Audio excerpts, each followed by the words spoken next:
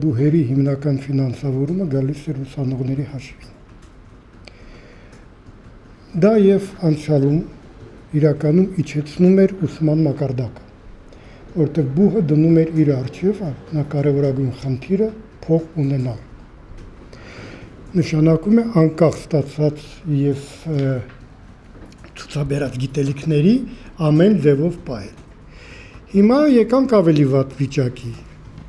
Չնայած 60% պակաս է, բայց ընդունվել են համապատասխան փաստորեն բոլորը, ովքեր դիմել են։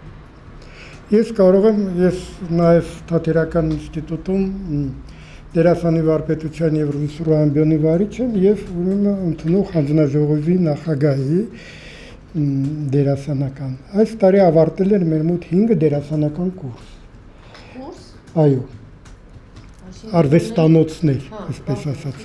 Ընդունել են քանի հոգի։ 30 հոգի, մոտավորապես։ Չէ, ամեն կուրսը մոտավորապես 17-ից 20 հոգի։ Ընդունվել է 2 դերասանական կուրս։ Ընդունել ենք հիմնականում բոլոր նրանց, ովքեր կարող էին գոնե բերանը բացել։ Փակելու մասին էլ չեմ ասում։ Փակում էինք մենք ինքներս,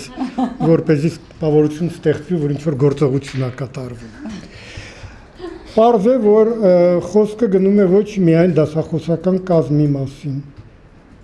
Բոլոր բուհեր ունեն շատ մեծ ադմինիստրատիվ կազմ, ընդ որում դրա գալիս է այն պահանջներից եւ բոլոր ընդունված փաստաթղթերից եւ որակավորման հանձնաժողովներ պետք է լինեն եւ այլն եւ այլն եւ այլն եւ այլն։ Չգիտեմ, Կինանայիտ այստեղ մի ճիշտ բան ասեց եւ կարծում եմ ես ուզում եմ դրա վրա կանգ առնել։ Մարքեթինգ ասածը կարծում եմ մեր երկրում ընդհանրապես չի անցկացվում որևէ ոլորտում։ Իրականում գործում է պլանային տնտեսություն։ Շատ վատ պլանավորած պլանային տնտեսություն։ Քեզ պարզապես վերևից իջացնում են ինչ-որ պլաններ, հա, այսքան գումար պետք է վաստակեք կամ այսքան բան, դու ասում ես հիմնավորումը ո՞րն է։ Հիմնավորում չկա, մենք այդպես ենք որոշել։ Բայց մի երկիր փլվեց, որտեղ իրականում չէր հիմնավորում, վերևից էր իջեցվում։ Հիմա նույն բանը կատարվում է այսօր։